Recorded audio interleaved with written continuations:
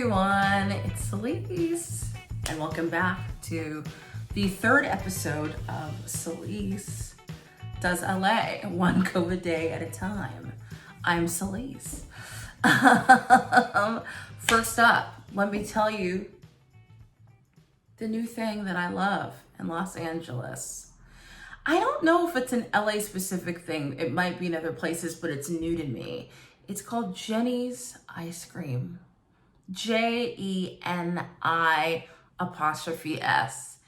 It is amazing, mostly because I've become vegan since I've been in LA, which is literally probably the most obnoxious thing I've ever said in my life, but it is true. It's not a Los Angeles thing. I just kind of started on this path right before I came here when I was still in New York, but it got really solidified here.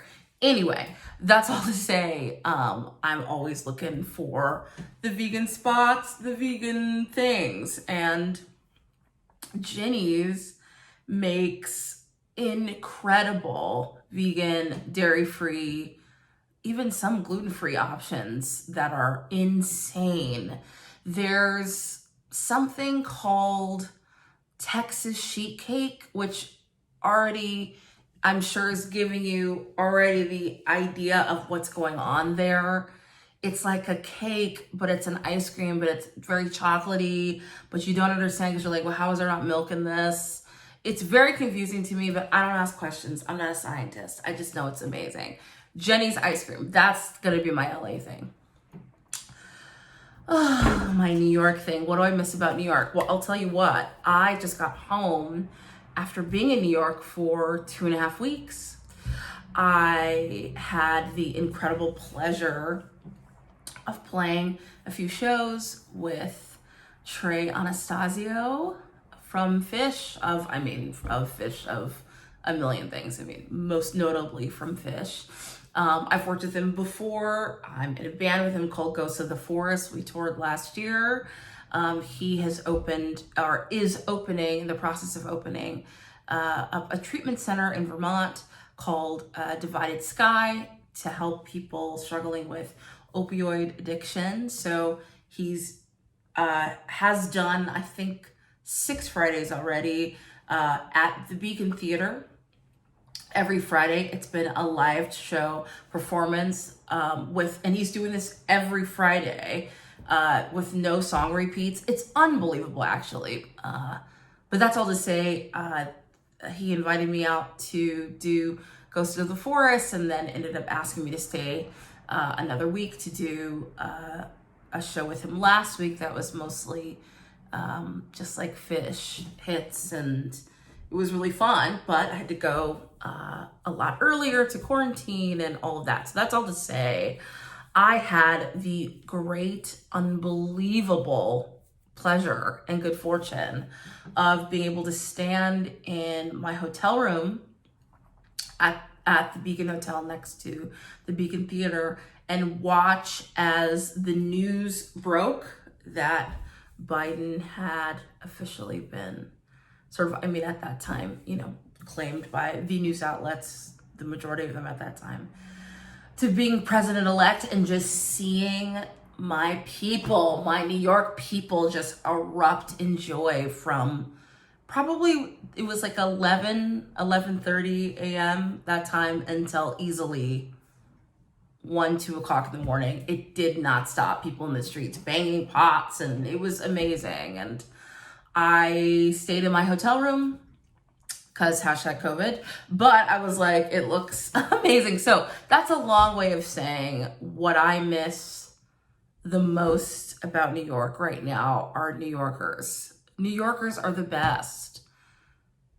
I've only been in LA 2.5 months, almost 3 months, I guess.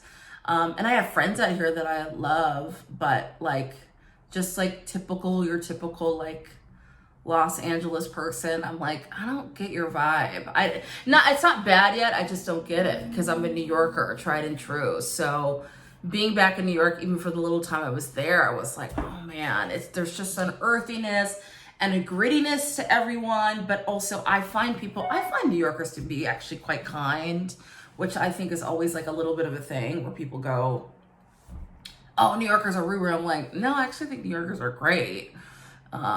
So anyway, this is my long-winded way of saying the New York thing I miss right now are like actual New Yorkers. But now that we've gotten that out of the way, let's go to my favorite portion of all of this, the vintage things. I thought because last month I focused on lighting, this month I wanted to focus on more just decor stuff. I love little trinkets. I love just like little things all over the spaces I live in, and I love things that have a story. So I pulled just a handful of favorites that I've loved, that I've gotten over the last, I would say over the last 2 months since I've been here. I can't say everything was in the last month, but a lot of things were. But I just wanted to show you a couple things, and I'll save my favorite thing. Is that my favorite thing? Yeah, I'll save my favorite thing for last. So number one, in my first episode, a lot of you guys will remember this little guy, this sweetheart little kitty cat. But you just look, oh, that's like a nice little thing. And then you go, oh, it's a wine opener. Well, this is why I'm bringing this back, because I went to this fabulous flea market and found these matching salt and pepper shakers. Now look at her or him, or you know what, let me not gender, excuse me. Look at them, excuse me. Look at them. There's an eye situation. And at first I was like very set on needing to find this eye, but now I'm like, I kind of live that like one has seen some things, has been through some things, but still is beautiful. But anyway, look at this set all together, or can you just die? Oh my God. So that's like my first little thing. I mean, I just, they're probably usable, but I'll never use them. It's just more decor for me. So that's thing number one. I'll show you this. Well, that's kind of big. Look at this. So now my next little thing, there's a story that comes along with this. So I went to an antique mall. For those of you that aren't familiar, I feel like maybe I've talked about them before, but just in case you don't know what it is, an antique mall is just kind of how it sounds. You go into a place and they're usually in large building, large warehouse, whatever, and you might go in and see anywhere from 20 individual stalls to 200 to 500, depending on how big the mall is space that you're going into. And I've gotten a fair amount of really great things from the antique mall. Next month will be I'll do like furniture stuff, and I'll show you some of the things I've gotten from this particular antique mall. But there's one in Pasadena that is just incredible. Just right from the first time you walk in the door, you see great things, great stalls, great sellers, great prices, whatever. So, but another thing I will say I've learned, and just loving sort of vintage hunting and antiquing and all of that, is a lot of times when you go into an antique mall, if you go and you stumble upon, I don't know, like a place where they collect vintage embroidered pillows or something like that, you might go and see something, be like, oh my God, that pillow is amazing because it reminds me of this thing with my grandma, or it looks exactly like, I don't know, like my hometown is embroidered onto this pillow, whatever, something like that. And you, in your mind, might go, okay, I'm willing to spend, who knows, let's just say for argument's sake right now, I'm willing to spend $40 on that pillow, up to $40. Very often in an antique mall, you will pick up that pillow, and that pillow is like $200, is like $150. And the reason why is very often you're paying for the curation, basically. You're paying for the fact that this person is an expert in this space and is essentially like curated this collection of things together, right? And you always have to sort of weigh like the immediacy of getting the thing that you want now, probably in good condition if you are really interested in it, and wanting to essentially compensate this person, understandably so, for their eye for the find, for them bringing it to you? Or do you sort of go, you know what, I feel like I could find this exact one if I'm patient at a thrift store or something, right? So I set that all up to say I'd gone to this antique mall. I was there with a friend, and we're sort of poking around, and we end up at one of these stalls that was primarily all like vintage barware and glassware and stuff. So sets of wine glasses, sets of shot glasses, whatever. And there was this adorable set, this like cocktail like shaker set with like 3 or 4 little shot glasses. And I just thought it was so cute. And my friend and I are looking at this, and at the time, I believe the set was listed for like $175. And look, I am my mother's child at the end of the day. Like I'm always looking for a deal, and I'm not afraid to spend money if I know a thing is like, there's no way I'll find it, and it's so, I can't bear thinking not having it. That's one thing. But looking at this set, I was like, as much as I love this, I'm not paying $175. Like I'm not feeling that enough to like go that deep into my pocket. So anyway, left it. I was like, I thought if for whatever the reason in a couple weeks I still am interested, maybe I'll come back and see if I can get a better price. Then I went to a flea market where, she is just a haggle gaggle. It is this is $10. I'll give you 50 cents. They're like sold. Very that, right? And so I'm like at this flea, deals are amazing. I go to one particular person's sort of like stall where it's like nothing was organized, which those are the best ones, by the way. When you go to the ones where the stuff is nice and it's clean, that's expensive stuff. Doesn't mean it's not nice, but if you're looking for deals, go to the places where the people literally just pull it out of a bin and they're like, good luck, because you can find some really great stuff if you're willing to dust some things up. Case in point, I went to this person's like kind of standing at a table and everything was just literally sort of thrown about. And I look in the corner and I'm like, yo, that is, not only is it the cocktail shaker thing that I found, it has the little glasses that went with it too. And I want you guys to guess how much I paid for it. It was $175 at the other place. Do you know what I paid? $20. $20. And I feel like I feel like even Hackle, that's embarrassing. He said 30 and I probably was like 20. But so anyway, that's all to say, look at this thing. Let me see if I can give you a little bit of some of the details. Like it has the recipes for a lot of these things. And I just love these little like sort of characters, right? Bacardi B, look down here. A Bronx. It's just cute and old timey. So you have all of this, and it's super usable too. Little filter on the, what you call it? Not filter, but you know what I'm talking about when you make this stuff. Anyway. And then look at these glasses. I only brought one over, but they're like little barber, like it's like a barbershop quartet, and there's little like music notes, and is that a person boxing? That's very confusing. But it's just so cute. Isn't that cute for $20, y'all? I got my little glasses too. Anyway, that was a long story, but I wanted to give you the full fantasy. Okay, now this is a piece. This is one of those ones. This is one of those ones where it came from an incredible shop on Melrose Avenue that was like, this is one of those things. I don't know if I could have found this exact one, but I'm like, I know I could find something like this that might be a little cheaper than what I paid, but I just loved it so much. So I'm going to pull this out a little bit, but it's basically this like sculptural like tree. I don't know if you can sort of see your flower set. A little, do you see this little sweetheart guy? And it's hard to see.